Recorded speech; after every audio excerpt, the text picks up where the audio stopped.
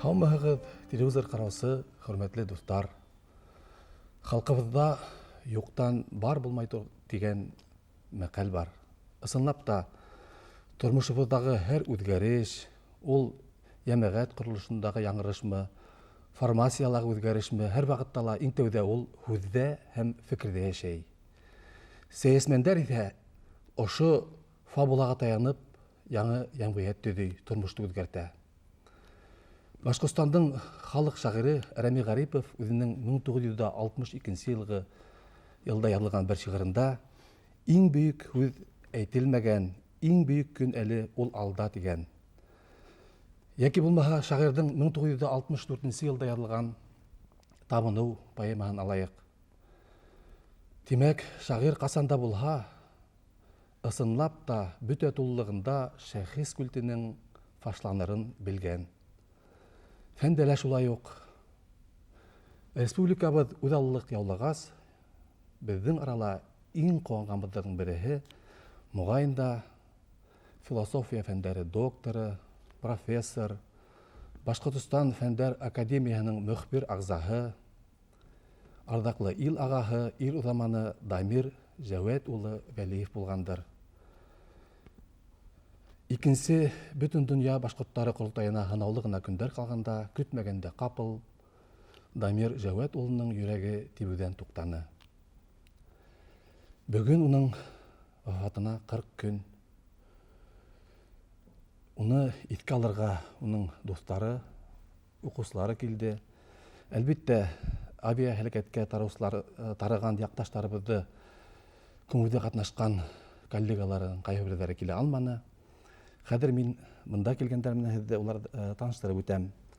Вадим Фәтхи улы Сафин, психология фәндәре кандидаты, профессор, халыҡ-ара психологтар академияһы академигы, Әхтәр Мөхәмәт улы Боҫҡонов, Башҡортостан лингвистика үҙәге директоры, Дамир Жәүәт улының уҡыусыһы. Вадим Фәтхиевич, Дамир Жәүәтович үҙенең милли үҙаллыҡҡа бәйләнгән бер хеҙмәтендә милли идентичностты ул милли суверенитетҡа яулауға тиңләй. Менә был осраҡта һеҙ нисек уйлайһығыҙ? Психолог Вадим Сафин менән философ Дамир Вәлиевтең был осраҡта фекерҙәре тура киләме? Бер һүҙе тура килә. Асылы буйынса. Дамир Жәүәт ошо мәсьәләне ул философик яҡтан, фәлсәфи яҡтан ҡараны. Мин уны психология күҙлегенән һәм эксперименталь күҙлектән ҡараныҡ. Уның асылы нәмә тигән һүҙ? Беренсенән, милли идентичность тиҙәр инде рустар. Ул үҙеңдең һәр бер милләт улының, милләт ҡыҙының, милләт балаһының үҙенең тарихын, көн күрешен, киләсәген, үткәнен тарихына бәйләү, ырыуына бәйләү, ырыуын таныу, тарихын таныу. Уларҙы таныу ғына түгел, уларҙы изге тип белеү һәм улар өсөн көрәш.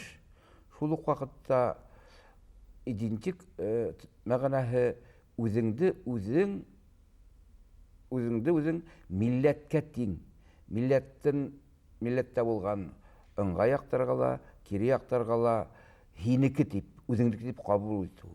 Өсөнсөнән, ниндәй генә юғары пост һин ултырма, йәки ниндәй генә булмаһа ҡайғы, хәсрәт кисермә, йәки кәмһетелеүҙәр кисергәндә лә һин милләт улы икәнеңде онотмау, милләтеңдең бөтөнлөгө өсөн, уны һаҡлау өсөн, уны үҫтереү өсөн көн һайын көрәшкә әҙер булыуҙы аңлата. Шуның өсөн милләт өсөн, сурет өсөн көрәштең психологик яҡтан ҡарағанда идентик үҙаң тәрбиәләү көрәштең нигеҙендә ята. Ул ата-әсәнән, тормоштан, үҙеңдең көнкүрешеңдән аңыңдан һәм милләт өчен көн һайын нәмә булһа да эшләвеңдән тора. Шуның өчен без уны үземнең аспирантларым белән эксперименталь яктан каранык. 3 яшьлек, 4 яшьлек, 5, 6 яшь үсмер һәм 40 яшькә кадәр каранык. Дамир Җавад ошы без алган эксперименталь данныйларны бик ентекләп каранык, уңа бик кызык ине. Уның үзе буенча, минем уемса фәлсәфи яктан бик туры килә, ошоны дәвам иткәндә, уның закономерностьларын белгәндә, гаиләле баланы милләтсе итеп дигән сүздән куркмайм, милләтсе итеп, милләтен һөюсе итеп тәрбияләү. Һәм һәрбер бала ул үзе милләткә тиңләү мөмкинчелекләре һәм аның принципларын асып була дигән уйларда әйтте. Һәм ошо өлкәдә тикшерүләр алып баруда минем аспирантларыма, дипломникларымда уңышлар теләнә. Бұл тәңгәлдә Дамир Җавад ул философ кына түгел, сәясәтмән дә ине. Бер һүзсез, менә уның үзенчәлеге нәмә? Уны философ кына дип, этик кына дип, яки трибун, Ямәгать эшмәкәр дип кенә әйтеп булмай. Ул шундай тәрән, белемле, төпле, фәнде, тормышты төрле яктан белүсе, аңлаусы ине. Шуның өчен уның язгандарын әле бер генә уку менән, ике генә уку, яки бер фән өлкәсендәге алган белем менән генә аңлап итеп булмай. Чөнки ул юрист бик яхшы ине, телдәрне белә ине, беләһегез инде.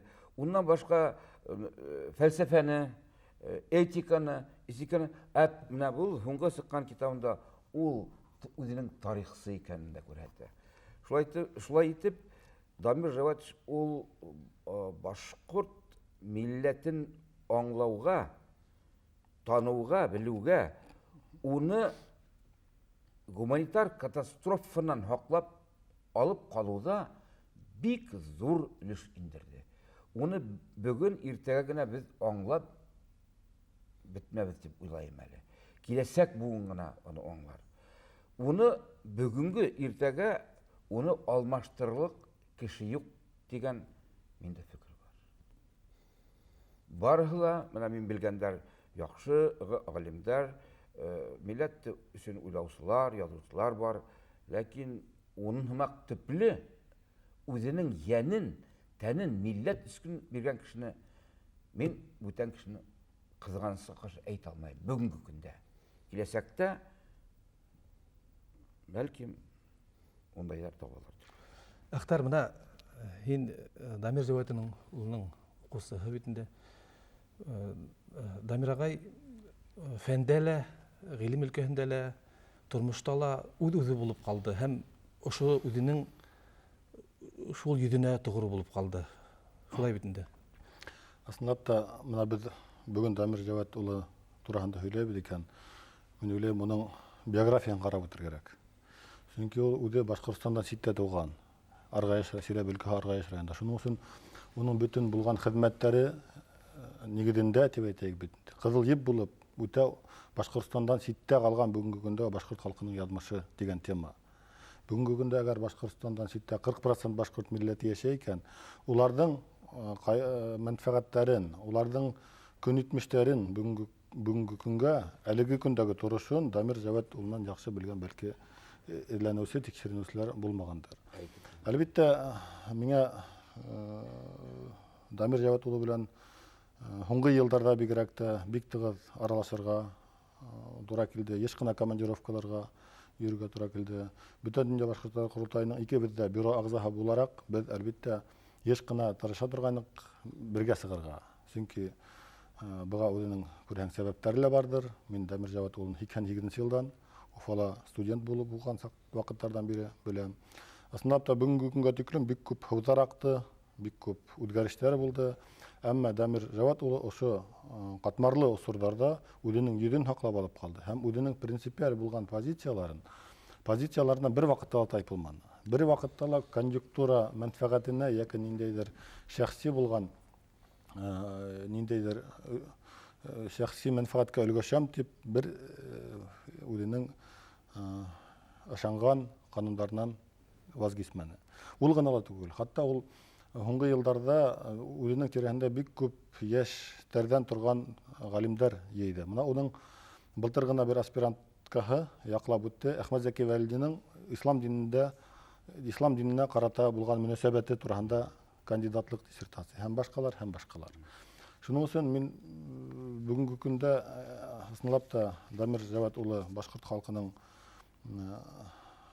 язмышына битараф булмаган ил агаларының береһе дип испатларга хакыбыз бардыр дип. Чөнки бик катмарлы осырларда ла менә бер генә мисал, иң һуңгы безнең командировка Силәбе өлкәһенә безнең бергә булды профессор академик Дамир Фәнил Сәйдуллов Фәйзуллин, мин һәм Дамир Җавад улы Вәлиев. Мин анда уның ни тиклем үзенең якташларына булган йылы мөнәсәбәтен күреп йөрнем. Ул кайһы гына районда булмай, Сыбаркүлдәме, Аргаяш, Коншак, Сосновка районында булды. Һәр урында кешеләрне исемләп белә. Кем ниндәй вазифалар утырганын белә. Һәр береһенә йылы һүт таба һәм шул ук вакытта уны өметләндереп, дәртләндереп тәйбәрә. Күп кенә авылларда туктап ул халык арасында хакланып калган йыр-моңдарды, көйләрне йырга тырышып барды. Менә без Аргужа күлендә туктагап ялткан вакытта ул Аргужа күлен уйнап барды. Һәм башка әлбәттә без икебезнең дә Курай һәр вакыт йөрүне битендә. Шуның өчен мин әйтеп киткән белә, уның эшмәкәрлеге Дамир Җавад улының бер ничә юнәлештә параллель рәвештә барды. Бер юнәлештә ул әлбәттә юрист буларак сыгыш яһаны. Чөнки уның бүтән хезмәтләренең нигезләрендә ул хукук нормаларына таянып, сагыштырмаса анализ яһап һәм киләчәктә халыктың үз билдәләнешен, халыктың көнкүрешен тик хукук ярдәмендә гына яклап алып була дигән хәгымтаны үткәреп килде. Һәм буның өчен әлбәттә хукук нормаларын булдыру өчен әлбәттә башкорт халкына дәүләт кирәк. Менә бүтән ябай гына күренгән идея, әмма ошо идеяны ул халыкка yetkерү өчен бик күп эш алып барды. Телевидениеннан, радионан, газеталар булһаммы. Шуның өчен мин бүгенге көндә әйтә алам, уның сәясәтмән буларак та, хатта тарихчы һәм философ кына түгел, фольклорчы буларак та уның бүгенге көндә халкыбызның гыйлеменә индергән өлеше бик зур. Әйтәйек, менә Сукан Батыр йырын, Мәүлид Байгай Гайнетдинов йырда филармониялар һәм башка йырларда бик күп югалып барган йырларда өр яңынан тын яшәү дәрте биргән безнең эшмәкәребез булды Дамир Җавад улы. Дамир агайдың тагыла бер хадаты мына истә кала. Ул кешене тыңлай белә инде. Бигрәк тә яшьтәр дәйбит. Кеше уның менән аралашканда, менә ул уны тыңлап бетәләр, шуннан үзенең баһаны әйтә. Шуннан үзең ниндәй генә авыр хәлдә дә йөрмәйин бит инде. Тормышта төрле хәлләр була. Уның менән аралашкандан һуң ниндәйдер бер еңеллек килә, күңел күтәрелү. Менә бу яшьтәргә уның мөнәсәбәте бик. Мин бер генә һүз әйтәм әле. Без май айында Башкортстанда беренче тапкыр башкорт студентларының курултайын узгардык. Ул идеяны уйды бер һүз Дамир Җавад әйтте, Марат Кулшарипов та һәм башка курултай делегат активистлары. Унда бүтән көз юридик яктан уңа төште. Ай ярым исендә безнең очрашмаган көн булманы. Ул 25 студенттың сыгышын тыңланы. Уканы түгел тыңланы. Һин моңа ышанаһыңмы? Һин моны кайдан алдың? Һинең инанаһыңмы моңа? Ни өчен шулай әйтәһең? Ошо өчен һин көрәшә алаһыңмы дигән һорауларны бирде. Шулай итеп, ул арымайса, талмайса эшләде. Мин хатта әйтердем, ул фанатик рәвештә үзенең эшенә бирелеп эшләне. Менә 90 еллардан башлап, әгәр Башкортстандагы барган ямагат тормышын алып караганда, без беләбез, кемдәрдер вакыты белән телевидениегә килеп сыгып, яки бер-ике статья язып, артабан ничектер югалып кала. Дамир Җавад улы арымай талмай, ел һайын бер китабын яки зур сыгыштарын, докладларын яһап халыкка yetkерә килде. Охшаймы ул кемгәдер, охшамаймы, принципиаль позициян әлеге көндәге килеп туган вакыйгаларга күрһәтә килде. Шул яһәттә мин уның әлбәттә зур роль уйнанды деп ойлаймын. Бигерәк та Башкортстан Республиканың суверенитет өчен көрәш барган усурда. Мына Вадим Фаткевич белә инде 90 елларда иң беренче Урал башкорт халыгыдагы үзенең проектын Башкортстан Республиканың суверенитет турында проектын эшләп чыгарды. Монда әлбәттә Дамир Җавад улының юрист булуы бик зур әһәмияткә ия ине. Әлбәттә бик күп башка кешеләр булды бүгенге көндә, әмма без Дамир Җавад улы турында һөйләбез икән, әлбәттә ул барлык этаптарында ла республиканың суверенитетка өчен көрәше булганда, халыктың үзенең хукугы өчен көрәше булганда һәр этабында катнашып барды. Һәм әлдә лә уның соңгы гына сыгыштарында без беләбез. Россиядә алып барылган соңгы вакытта безнең республиканың хукукларын китү буенча алып барылган сәясәткә беренче булып ул сыгыш яһаны. Хатта менә 2000дә Вадим Фаткевич беләбез, уны күп тапкырлар әңгәмәләшеп карап чыга торган законнарда 2000 елда Россия Федерацияның Конституцион суды 2 карар чыгарды. Ул республикаларның суверенитеты булуын шик астына куйды, республикаларның президенты булуын һәм шул ук вакытта президент 2 телдә белергә тиештен, һәм башка әйтәк Башкортстанның республиканың халкы үзенең йер һавына хуҗа булырга тиеш дигән һәм башка шундай бик мөһим булган бүгенге көндә проблемаларны Башкортстан үзе хәл итә алмай дигән хәгымта яһап Конституцион суд карар чыгарды. Һәм шуны әлбәттә иң беренче публикация сыкты Дамир Җавад улы Вәлиевтің һәм Заршат Еникеевтің. Ул менә бүгенге көндә юридик институттың директоры. Әйтергә кирәк, адак уларга кушылып безнең сәясмәннәр әйтә башланы һәм ошо позицияны яклай башланды. Димәк, кеше еш кына алдан артын карап уйлаган сагында ул иң беренче булып сигнал бирә торган. Шуның менән уның баһаһы һәр вакыт кыйммәт булды. Шуның өчен менә хатта мин ошондай бик күп кешеләр әлбәттә Дамир Җавадович кебек башка безнең актив кешеләрнең эшмәкәрлеген хуплап та әйтмәй торган. Хатта Ырымбур өлкәһендә курултай барганда берничә ел элек онда шундай тәкъдим индергәннәр. Башкортстандан Кулчарипов, Вәлиев, Бускунов булмаһа яхшы булыр иде. Димәк, без Башкортстандан барып Ырымбур башкортларының язмышына ниндәйдер хилафлык килтерергә мөмкин бит. Үзебезнең сыгыштар менән. Шуның өчен мин әйткем килә, уның язгандары бүгенге көндә бик актуаль. Һәм улар бигрәк тә менә уның китабы чыкты «Национальный суверенитет и национальное возрождение». Был китабында ул хукукый нигездә билдәләй. Башкорт халкы үз билдәләнешкә хукугы бар. Ул Россия Конституциясында гына түгел, ул халыкара хукук нормаларында язылган. Буны беркем дә инкар итә алмый. Ниндәйдер бүген кеше бер итәксе генә килеп, безнең хукуктарны тартып ала алмай. Ундай ынтылыштар булды, әмма тормыш арбаһы ул артабан дәвам итә. Һәм уның хатта бер хезмәтендә шундай сүзләре бар. Киләсәктә түгел, башкорт халкы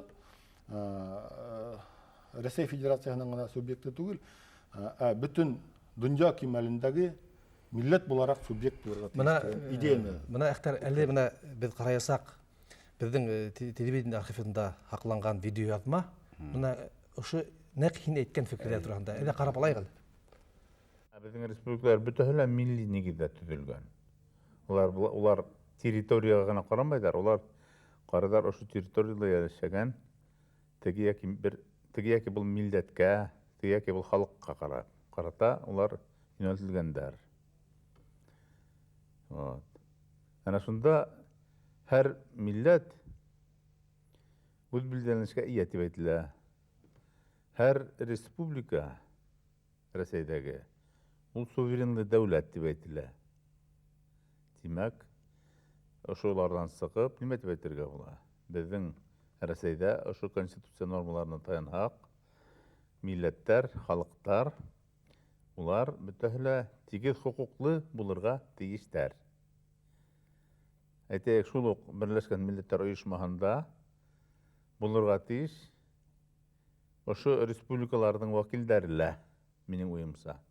Бәлки мин кемгәдер ошамаган фикер әйтәмдер, ләкин ул ошо конституцияның нормаларына килеп сыккан логика, ошо Берләшкән Милләттәр яшәү нормаларына килеп сыккан логика. Берләшкән Милләттәр Һәр галимдың язусының төп китабы була. Менә Дамир Җавад улының башкорт философик һәм иҗтимагый сәяси фикри тарихы дигән китабы бар. Вадим Фаткевич, һездеңсә менә ошо юнәлештә Уның төп китабы ниндәй китаптар уның төп китабы дип әйтергә була? Һез атаган китап, уның бер үзе төп китабы, ләкин уны башка уның сыккан монографиялары белән аерып карарга ярамай. Чөнки bütün уның 10 монографияһында ниндәй уй үтә? Беренче, милләтте аклау. Уның өчен нәмә кирәк? Беренчедән, берләшү, оешу, икенчедән, милли идея, уның өчен тел, бер сүз, һәм ул динде лә берничек инкар итмәне. Шул ук вакытта Зәки Вәлидигә таянып, тел, дин, белем һәм ер дигән мәсьәләне куйды. Ер, тел, дин, белем булмаһа, Башкортстандың киләсәге мөшкил икәне асык ята. Шуның өчен һуңгы вакытта уның кайгыһы, әгәр дә тормыштар бозылып китһә, башкорт нәмә эштәргә? Катмарлы, моннан да катмарлы сорактарда башкортка нәмә эштәргә дигән һорау өстендә ул нык эшләне. Менә уның әле шул Корылтайдан алда бер хезмәте язганы билдәле, ул әле бер идә басылмаган. 21 баватта башкорт халкын нимә көтә дип атала ул. Менә ул бәлким ул танышыгызмы? Ул бәлким шул сыгышын Корылтайга әзерләгәндер. Бер сүз уның катына әйтү буенча һәм минем белүем буенча ул Корылтайда төп доклад булып торырга тиеш иде. Чөнки бүтән яктан исәпләп ул Рәсәйнең үсеше, дөньядагы илдәрнең бәйләнеше, экономика, политика, сәяси һәм милләттең үз аңын исәпкә алып, ул эште башарырлык дип әйтәйемме генә, шулай әйтә, ул бик хай булыр микән инде фикерләр әйтте. Милләт, безнең башкорт милләте гуманитар катастрофа кичерә бүгенге көндә. Киләсәктә уның ханы азайгандан азая бара. Шуның өчен ничек шундай соракта милләтте хаклау мәсьәләләрен ул куйды. Тиздән мин уйлайым, уның сыгышы булыр һәм милләтте хаклау буенча төп уйларын алырга. Берен генә әйтеп китәем, чөнки ул үзе басмала булыр әле ул. Беренче киләсәк, менә хәзерге Корылтайды, икенче бөтен дөнья Корылтайын үз аллы идаралык органга әйләндерү һәм бүтән көчтә башкортты хаклауга юнәлтелгән программа кабул итәргә һәм шул программалар буенча эшләр мәсьәлән куйды. Икенче мәсьәлә генә Рәсәй Федерацияһы кризис кисерә. Ул конфедерацияга әйләнгән сакта гына милләттәр, асанлы милләттәр хакланып калса дигән ике уйда әйтте. Был ике уй Корылтай өчен, башкортлар өчен, үзен хаклау өчен көрәштең төп юнәлеше булып тора икән мин аңланым. Менә бу ысынлап шулай, икенче бүтә дөнья башкортлары Корылтайының карарында шундай пункт бар. Ул да булһа, теге беренче Корылтай кабул иткән башкорт халкының яңгырау һәм үтеше дигән дәүләт программасын ошо ел исендә карап сыгып һәм тормышка асырырга ул безнең дәүләт йылышына тәкъдим итте ошо фикерде. Бул менә шулай ук Дамир агайдың фикерләре Корылтайдың карарына нигез булып ятты дигәндә була инде. Бик дөрес. Бер үзе. Ул гына түгел, мен әйткем килә еш кына, һез беләгез, бюро Корылтайдың бюроһы даим эшләп килгән орган булды бит инде. 2-3 айга бер елып килде. 10 кешенән тора. Унда әлбәттә Дамир Җавад улы һәр вакыт үзенең идеялары белән килә торган. Димәк, менә бөтен башкортлар Корылтайының башкарма комитеты бар. Унда көндәлек эшләп утырган кешеләр бар. Әмма шуннан башка бюро агзалары булды, 10 кеше. Менә бездә инде бит инде. Һәм шунда мөмкинчелек була торганны килеп туган фикердерди кагыдга язып, киләсәккә бюро агзаларының, исполкомның, башкарма комитетының агзалары менән берлектә эзмә-эзлекле эш алып бару. Шуның аркаһында без үткәр алдык Силәбедә курултай 2 тапкыр, Ырымбурда, Пермь өлкәһендә бер вакытта ла булмаган. Башка Башкортстаннан ситтә булган, яракта яткан өлкәләрдә без башкортларны туплай алдык. Бұл яһаттан мин әлбәттә тагы бер фикер әйтеп киткем килә. Асылап та Дамир Җават улының безнең араннан ошо вакытта китүе үзе бик зур кызганыш күренеш һәм бик безгә тәрән кайгыга салган күренеш. Чөнки бүгенге көндә һез беләһегез, Башкортстанда гына түгел, Рәсәйдә ямгыятьчелек, әйтәйек, идеологик кризис кисерә. Һәр вакытта бер урыс эшмәкәре, һез беләгез әйткән, не пожелай никому жить во времена перемен. Ни өчен шулай ди? Чөнки төптән үзгәртеп курган вакытта бик күп кеше албаргып кала. Ул үзенең Кытай философы. ул үзенең кайда табан артабан барырын белмәй. Менә бүгенге көндә лә безнең бик күп милләттәшләребез Рәсәйдә лә бик күп халык аптырап калды. Чөнки элекке системадан күп халык сыга алманы, яңа системага инеп китеп эшләй алмай. Үзенә урын таба алмай. Шул вакытта коммунистик идеология юкка сыккан вакытта Рәсәйдә ел һайын бер партия булып тора, бер партиялар югалып тора. Яңа лидерлар килгән һайын, сәясәтмәннәр килгән һайын партиялар үгәреп тора. Шул вакытта безгә нимешләргә? Без бит Мәскәүдән бик алыста ятабыз. Biz Мәскәүдәге һәрбер партияга килеп туган өлгерә алмайбыз. Шул вакытта менә бүгенге көндә республика элитаһында дип әйтәм дә. Бик зур һораудар тора. Һәм бу һораудар киләсәктә тагы ла актуальрак булсак. Чөнки Рәсәйдән артабан ничек кайда баруы анык кына билдәле түгел. Ул хәтта Рәсәйдән хакимдәренә дә билдәле түгел. Чөнки бүгенге көндә бик күп әйберләр, үзгәрешләр экономикага бәйле. Экономика үзегез беләгез Рәсәйдә кызганычка каршы бер дә алга китмәй. Шулай булгач, катаклизмдар артабанда булуы мөмкин. Буласакта, был яһаттан әлбәттә уның менә баягы без мин уйлыйм бик дөрес әйттек, ул берничә юнәлештә алып барды, тарихчылар буларак, юрист буларак, фольклорчы буларак һәм башка ямагат эшмәкәр. Әмма бөтәһенең дә нигезендә кызыл еп булып үтте уның идеялары ошо әйтәйек, цивилизация процессына, глобальләштерү процессында барганда, ул бит һез беләгез, елдан ел актив формалар ала һәм актив үсешә. Шул вакытта башкорт халкын хаклап калу өчен нинди механизмдар булдыру тора. Һәм үстерү Һәм хаклап калу, һәм шул механизмдар аша хаклап калырга һәм уның киләсәген тәэмин иткән нинди эшләр эшләргә.